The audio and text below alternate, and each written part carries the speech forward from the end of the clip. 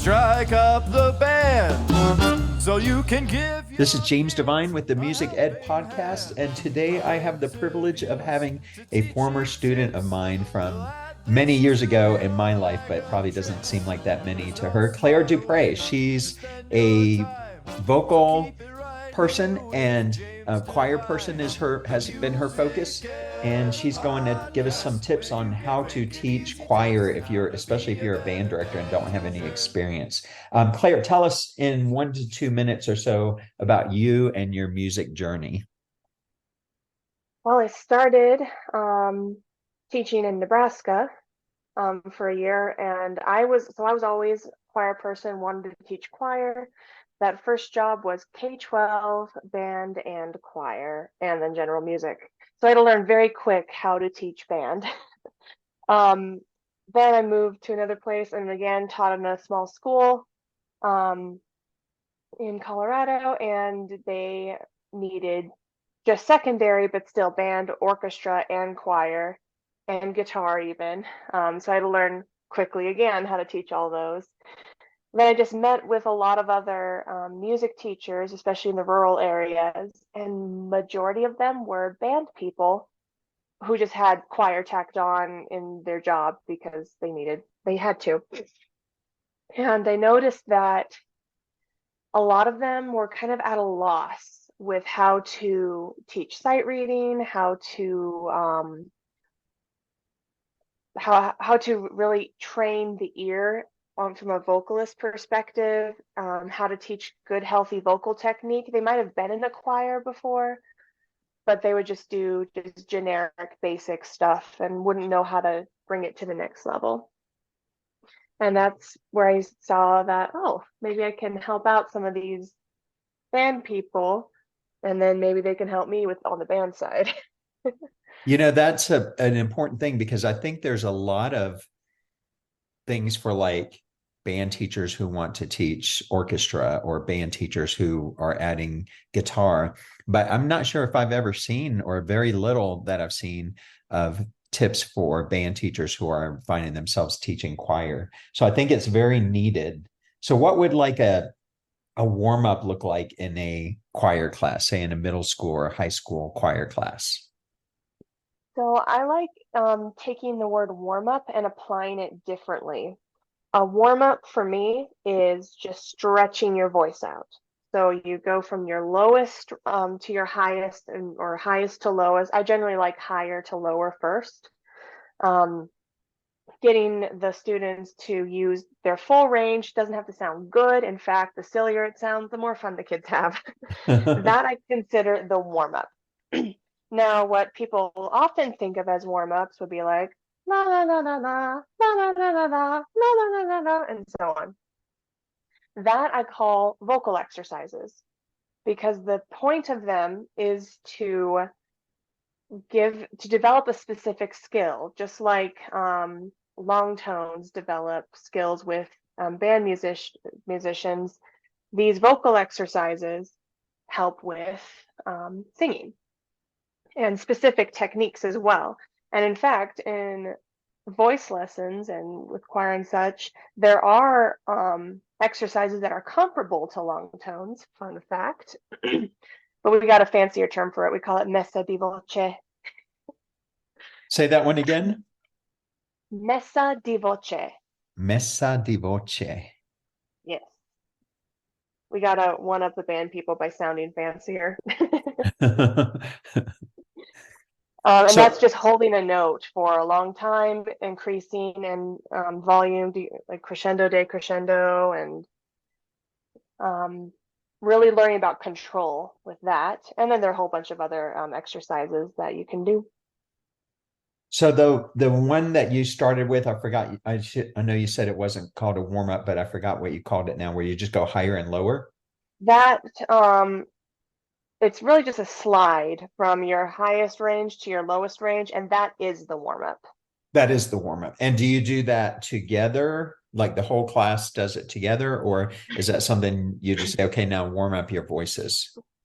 I usually start out by doing it together until they're used to it.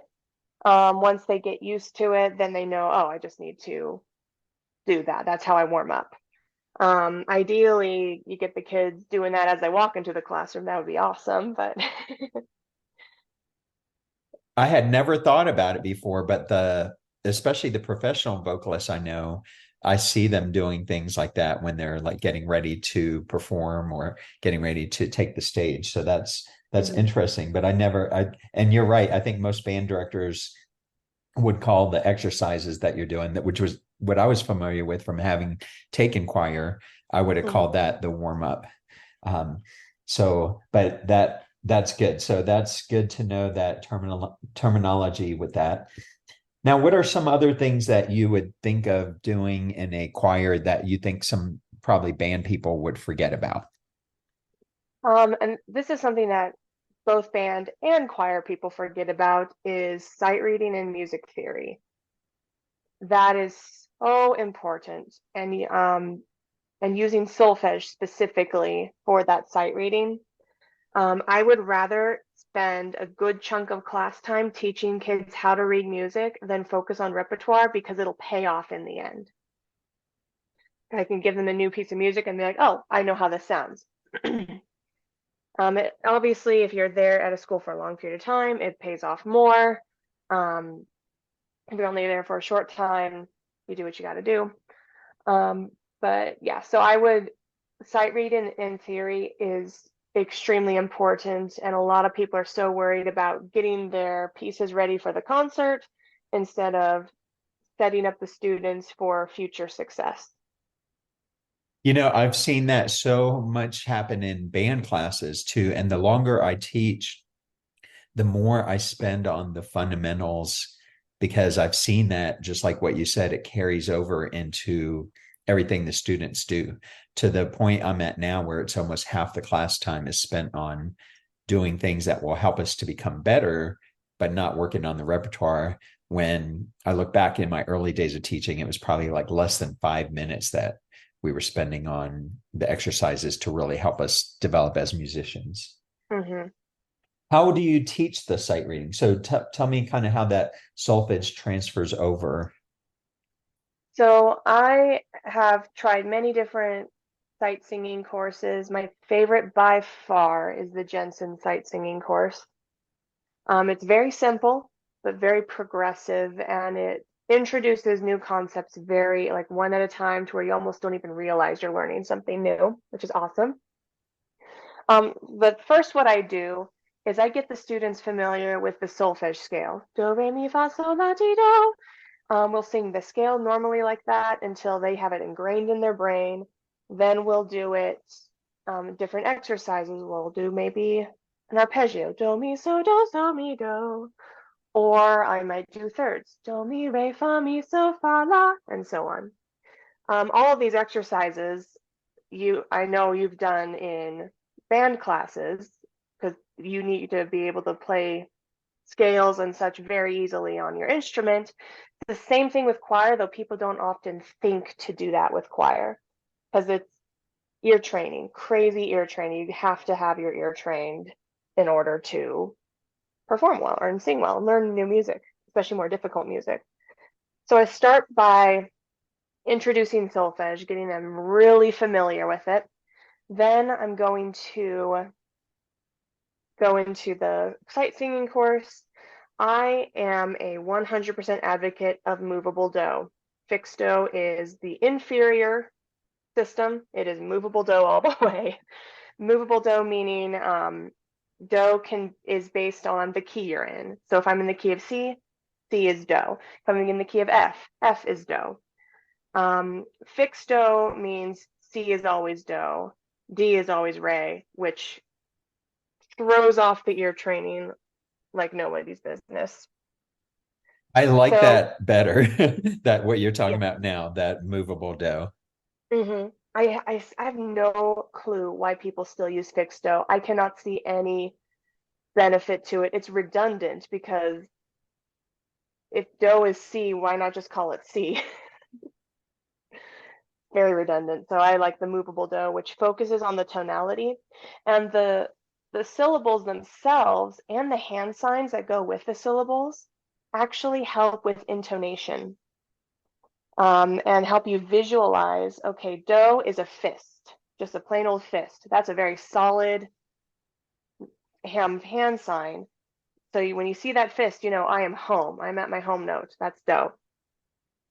Then you have so, which is your dominant, and you have a hand palm facing in, and it's just a straight hand. That's still pretty stable, but it feels like it wants to go somewhere. Um, you have fa, which is a thumbs down, which really, really wants to resolve to me because it's pointing down. T is a pointer finger pointing up, really wants to resolve to do, which is T is the leading tone up into do. So huge for intonation, and even now when I'm learning new music, if I find a passage really difficult, I will think, okay, what solfege syllable is that in this key? Oh, that's fa. I know exactly what fa sounds like. I got it. Really That's cool really stuff. cool. I think what would slow me down, so I'm going to actually get to use some of this because I'm teaching 5 of my grandkids music now, and 3 of them are going to be doing instruments. But the kindergartners, they're too little to play an instrument, and I've gotten Mhm. them started singing. So I'm already like taking notes and going to use some of these tips with the little ones. What do you say to someone? So when I look at the hand signals, for some reason, I have trouble learning those. I've seen it 100 times. I've tried to learn it and go through them. Do you have a tip to how important are the hand signals, and do you have a tip for learning those? I find them very important. It has that layer of kinesthetic movement outside of your body. I've noticed that with singing, especially having outside gestures is huge. Like if I want someone to sing something smoothly, I'm going to have them wave their arms smoothly. If I want them to um, use their low breathing um, with the diaphragm and everything, I will have them actually touch the lower part of their torso. So I do find it, especially when learning, I do find it very, very important. Um, to learn it and to get used to it, it's just consistent repetition. When you like those exercises I was talking about, you can learn it with the students. Start with just the regular scale, then do the arpeggio, do it slow enough so that you can keep up, which then means the kids will be able to keep up. Um, and yes, that's my recommendation for the hand signs. The when I joined the Army band, they send you to the Army School of Music, and it's changed now because this was 37, 38 years ago that I'd been in it. But I wish they would have done taught us do, because we had some theory and singing and sight singing classes. There was one we were all worried about because we were all instrumentalists. And but instead of the do, they used numbers. So like I can remember one of Mm, the songs, it was like 1, 2, 3, 1, 3, 5, 4, 3. And it's like I wish they would have just taught us do, but they had kind of yeah. unconventional ways of doing some of the things that they did. And that's using the number system is not as unconventional as you might think. I helped work on a musicality course for a YouTuber, helped write sight singing exercises, and then helped him with just developing, because I had more experience in pedagogy than he did. Um, just helped him develop things. And he's from the UK. And in the UK, they use the number system. They don't really use do or solfege at all. And so I helped him create exercises to help people learn how to use solfege. And the number system is okay, but it's very limited. With solfege, you can do a full chromatic scale because they have syllable for every single sharp, every single flat, everything. With numbers, you just say 1, 2, flat 3 or something, and that's just clunky, very clunky to say. It But was if I'm doing a minor scale and I start on do, re, mi, fa, sol, la, te, do. That's what I would do. Just change the syllable around. That's awesome. And it's good. I'm glad to hear that it's not totally unconventional. Yeah. So my next question for you is, what are some strategies for maybe first of all, determining what part someone should sing? And then how do you go about teaching those parts? I've seen some bad pedagogy from some choir teachers where they're just teaching them basically to memorize their part. And I Right, always right. thought that was like not a good way to do it. So what would be a way that you would suggest for that? So, it depends on the age of the kids too, because I mean, the voice doesn't really fully develop until your mid-20s. Um, it's constantly changing. When you're in elementary, middle school, I say switch the kids' parts. Have sometime they sing soprano, sometime alto, constantly mix it up. When you have boys who are in the middle of a transition, their range is going to be like 5 notes.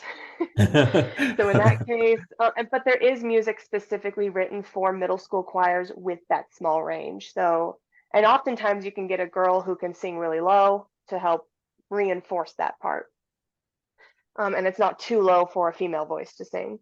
Once they get into high school, then you can start to solidify, but I still, especially female voices, because they still take a while to develop.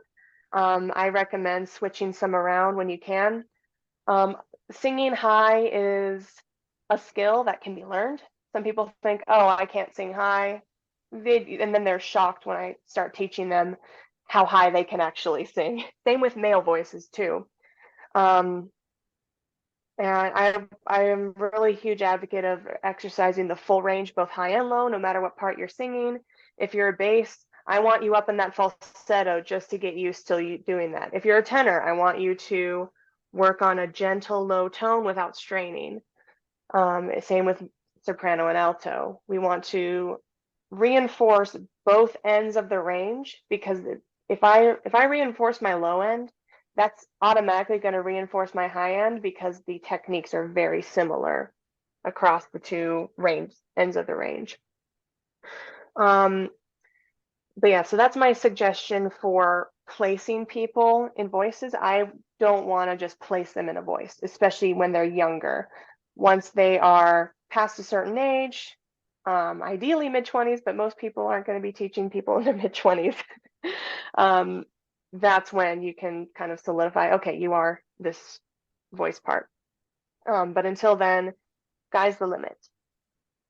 That's very interesting. And I like that with not putting someone into making them realize that they can do more than they probably think they can. Because when I think about it, so this might be something you didn't know about me, but I was in the advanced choir. We called it madrigals when I was in high school. And we had four people on a part.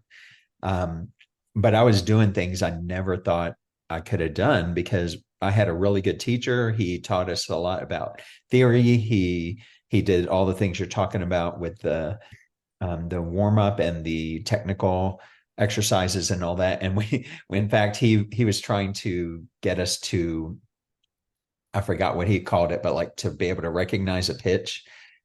Mhm. But we had figured out where it was in relation to the bell. And so we played a little trick on him one day about a week or two into doing this little exercise.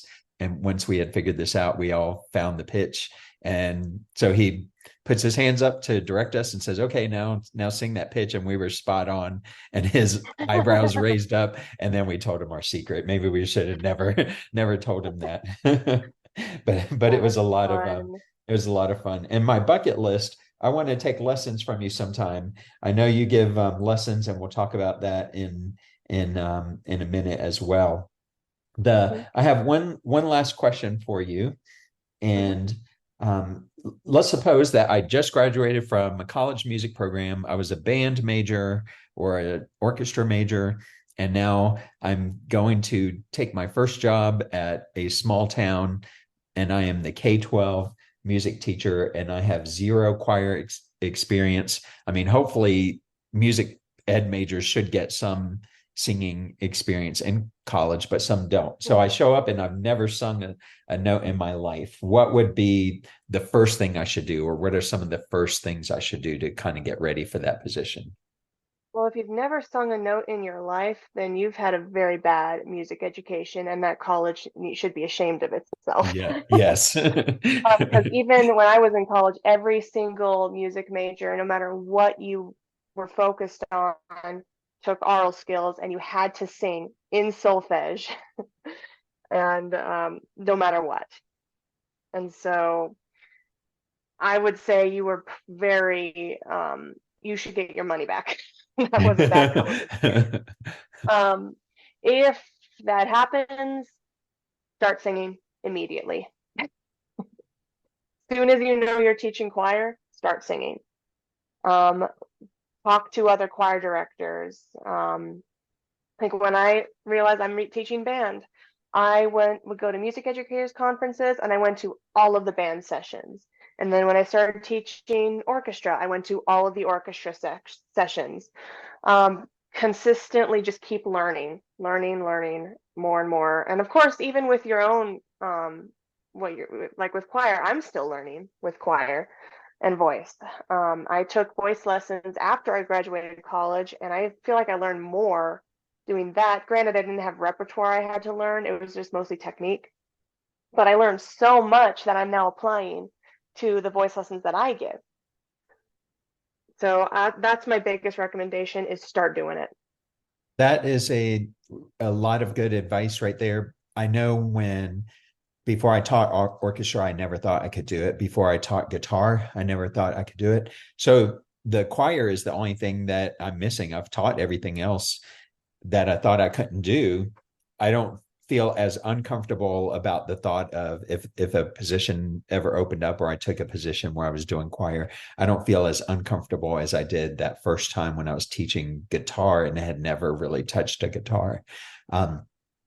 Because I really think we're music teachers and we can transfer that over. Yes, I had to pick up a guitar and I was just a couple of weeks ahead of the students, but that was I something am that very I was familiar able with to that do. situation. Yeah, I'm I some had to teach guitar, and that's what I did. I learned with the students. Yeah, in fact, now I would say I'm an expert first year player, and I could become better, but I just don't have time to, I'm spending Yeah. time on my saxophone and time on Mhm. other things. Now, do you have any last words for something that maybe I didn't ask you about that you want to make sure gets covered? Um, let's see. There's a question you asked earlier that I think I only partway answered, and I can't remember what it was. Um, I think those are the really big points that I would encourage a band person to look into. Again, the biggest thing is just doing it. Teach yourself, even right, like I would when I learned when I started teaching band, I started playing the flute. I'm like, I'm gonna learn how to play the flute, or clarinet. Did a little bit of clarinet, a little bit of trumpet. I'm not very good at brass. When I did orchestra, I'm like, okay, I'm going to learn how to play these instruments very well, so I can play along with the kids if I need to, at least the beginning kids. I had a couple kids in the youth symphony though, and they were miles ahead of me. um, and just know that you are a trained musician. A lot of those techniques that you learned in one area can be applied to others. Like general musicality can be applied across the board. Yeah. Conducting applied across the board. All of it applied. A lot of it applied across the board. Now, I highly recommend that if someone's in our area, which is southeastern Colorado or southern Colorado in the Colorado Springs area, if they find themselves having to teach choir, I recommend that they get in touch with you and get some lessons. I know that you are doing that, but tell people how to connect with you and see what you're doing. So you can find me at my website, dupremusicstudio.com. That's DUPRE dupremusicstudio.com. There's a contact page and get in touch with me. Or you can call me or text me on my phone, and I keep forgetting my business phone number. Let me pull it up. I have my regular phone number completely memorized. Okay, 719-401-2671. And if I don't answer, that means I'm probably in a lesson. That's the best way to contact me. I also have a Facebook page, Dupre Music Studio. And yes, that's the best way to contact me. All right, and I will put this also in the show notes, and also want to add that Claire is hoping to have a in-person studio. I don't know how to say it, like a shop for people to Brick go and mortar. to. Brick and mortar. Thank you. Brick and mortar shop in Falcon for lessons, and it's much needed in the town of Falcon, which, if someone's not familiar with that town, it's just grown hugely in the last 20 years. Claire, thanks so much for joining me. Oh, I wanted to add this too. I just found this out about you. I did not know that you also compose, and I saw that on your website. So I want to mention that if someone's looking for a commission of a piece, please reach out to Claire at dupremusicstudio.com. Thanks so much, Claire, for being on the podcast today. Thanks for having me on. It was fun. The Music Ed Podcast, where you get quick and easy tips for how to be a better band teacher.